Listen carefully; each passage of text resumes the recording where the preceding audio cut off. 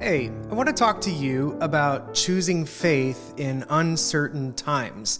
One of the most uncertain times of my life was right out of high school, and I didn't quite know what to do. I was seeking God's will, trying to figure out what to do. I figured maybe I'd go to college or something like that. And I remember thinking, well, I've got all summer to figure this out. Then I got a phone call from my grandfather. And my grandpa, some of you might know, was the director of a Bible camp. And he called me up and he said, hey, you got the whole summer, so why don't you come work for me? And I remember thinking I need to sit still all summer and figure out God's will. The only trick was I kind of knew that God wanted me to do it. I don't know how to explain that. I just know that the Holy Spirit was saying, go to Grandpa's camp and work there this summer. And I was thinking, God, I can't do that. I need to stay and figure out your will. The future was just so uncertain. I was scared to move forward. I didn't know what to do. I'm grateful for godly wisdom and advice in my life. And I ended up deciding, you know what? I can't resist. I need to do what God is telling me to do. So I went. And I traveled from my home in Oregon all the way to Colorado to spend my whole summer working for Grandpa at his camp in the Rocky Mountains. I remember pulling up, and my grandma was driving the car, and I was in the passenger seat. We were arriving at the camp, and I went around to kind of unload some stuff out of the car and take it into the dining hall. As I entered the dining hall for the first time, I look into the kitchen area, and there's this girl in there, and I kind of thought to myself, well, this might not be so bad after all. And long story short, it turns out that was Sonia who became my wife. God knew. I was so hesitant to follow his will because the future just looked so unclear. I didn't know what to do. Well, I want to read to you out of 1 Samuel chapter 8. And it says, Then all the elders of Israel gathered together and came to Samuel at Ramah. This is 1 Samuel 8, verse 4. Now in verse 5. And said to him, Behold, you are old, and your sons do not walk in your ways. That's a good way to start a conversation. Behold, you are old. And then it says, Now appoint for us a king to judge us like all the nations. But the thing displeased Samuel when they said, Give us a king to judge us. And Samuel prayed to the Lord. And the Lord said to Samuel, Obey the voice of the people in all that they say to you, for they have not rejected you, but they have rejected me from being king over them. It's a sad verse. I'll keep reading. Verse 8. According to all the deeds that they have done, from the day I brought them up out of Egypt, even to this day, forsaking me and serving other gods, so they are also doing to you. Now then, obey their voice. Only you shall solemnly warn them and show them the ways of the king who shall reign over them. Of course, there's more to this story. That's all we'll read for today. I think it's interesting how God lets them exercise free will, but he does tell Samuel, warn them. Warn them. Here's what happens when you don't obey God, when you don't trust him, when the future looks uncertain. For the next 6 weeks, I want us to learn some important lessons about trusting God, learning to trust God, and in the process, letting him shape your future by you giving him your heart.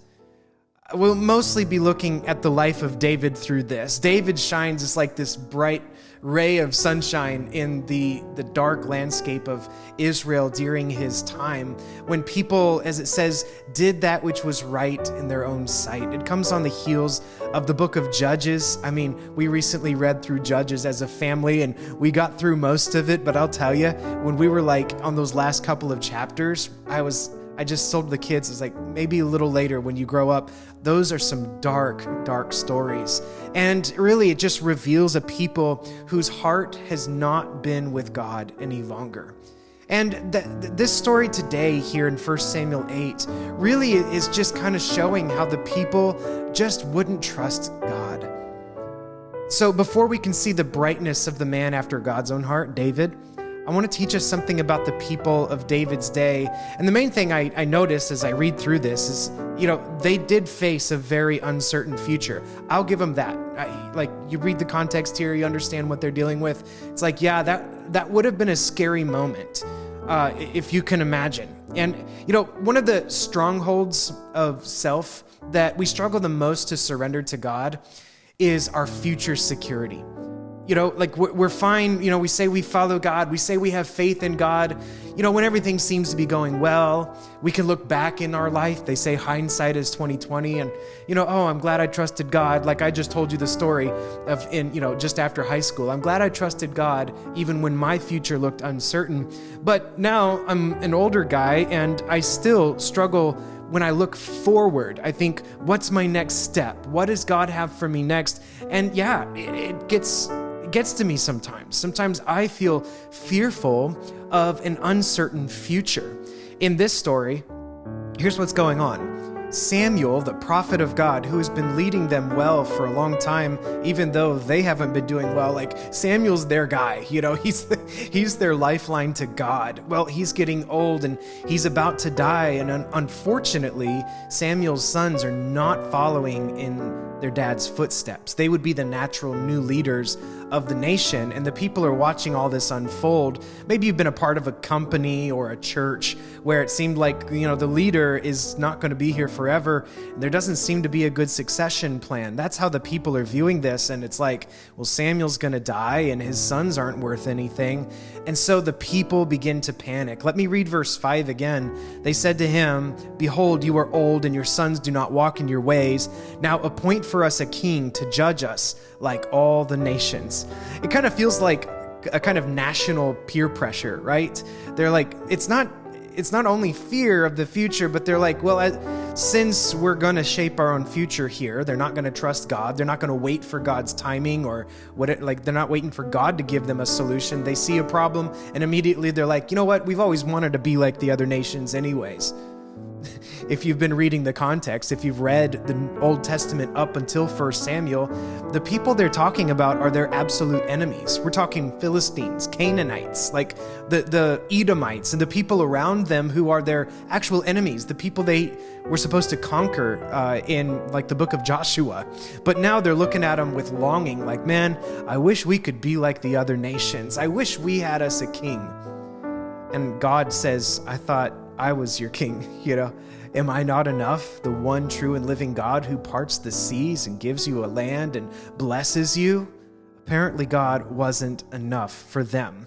If you're like me at this point, you've been reading the story and you get to this and you see them ask for a king and you just want to put your palm on your face and just like, come on. How could they ask for that?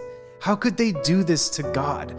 This is the kind of thing they did over and over again, though. So like at this point, it's almost predictable. Like, let's rehearse some of the story. Remember when God sent to Moses, right? Moses was supposed to go deliver them out of Egypt. They've been praying for 400 years, deliver us, right? And then Moses shows up. He's like, I'm going to deliver you guys. God sent me. And they're like, leave us alone so that we can serve the Egyptians. They didn't understand the future. They couldn't see a path forward. And rather than trusting God, they resisted the plan of God. And it keeps on happening in the story. When Moses lingers on Mount Sinai, remember they come out of Egypt, they're on Mount Sinai. Moses is up there, I think, for like 40 days, right? And while he's up there, they're like, when's he coming back? Maybe he's dead. Maybe he's never coming back. And they lose their courage to follow God. And so what do? Rather than waiting, rather than trusting him, they choose to fashion a golden calf. And here's what they say. These are your gods, O Israel, who brought you up out of the land of Egypt. How quickly we turn to our own devices when the future looks uncertain. Have you ever been like that? You ever been nervous about the future? You ever thought, man, I don't know what's coming, and so you just all of a sudden froze? You got paralyzed? Or worse, you started to be activated and mobile on your own plans? Forget what God has until he makes it obvious, I'm just going to do my own thing. That's what the people of Israel did over and over, from Exodus to Judges. That same faithless heart was displayed as the people turned to human strength and the empty promises of false gods to secure a future that only God could provide for them. Can you hear the crowd making that demand? They see Samuel getting old. They don't trust his sons. Make us a king. Make us a king. As they faced an uncertain future, I'll notice secondly, they had a choice to make. Samuel's going to die. The sons of Samuel don't seem to be worth following. They had a choice right there. I wish one of the older men would have turned and said, guys, just calm down. God has always come through. Just wait on the Lord. Or maybe talk to Samuel and say, hey, Samuel, we see you getting old. Would you ask God what his will is? What should we do? How should we prepare? No, that's not what they did. They said, make us a king. Well, that's their story, but what about your story? Sometimes we all face an uncertain future because none of us knows the future. Like, do you remember what James said, the brother of Jesus? In James 4, he says, yet you do not know what tomorrow will bring. What is your life? For you are a mist that appears for a little time and then vanishes. James is not trying to make us feel stupid. He's trying to remind us how small we are in the scope of the universe and in the scope of God. God is infinite. His wisdom is infinite. His knowledge is infinite. His vision, he knows the future and the past and the present. And he's saying, and what do you think you're going to contribute? When you see an uncertain future, you think that your ideas are better than God's? Now, it's easy for me to say this as a preacher, talking to you today, because I know the answer to that theologically, biblically. Yeah, God's got this. Don't worry. But if any of you know me, you know that I tend to be quite the worrier. I tend to have the same issue here. When I face an uncertain future, I don't know what's going to happen. I panic. I really do.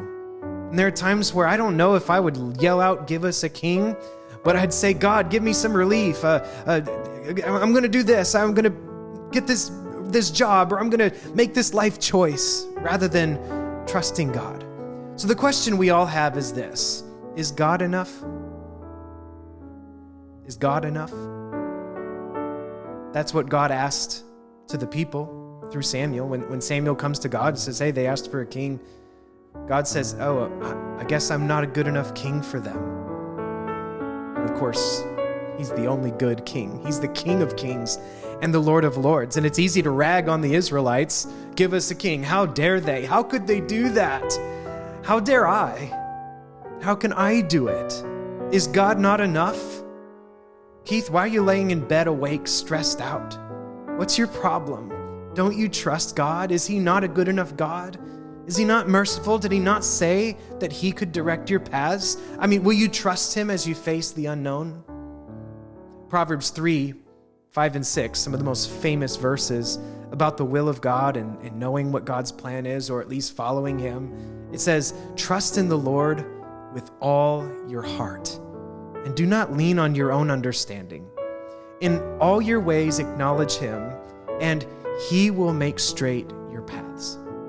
You know, when I pray for our church, when I pray for the individuals in our church, I often pray those verses for them, for you. I might read your name on my list, and I might say, God, help them to trust in you with all their heart. That's what I want for you. I wish you would pray that for me too. Because, the whole gig here is faith.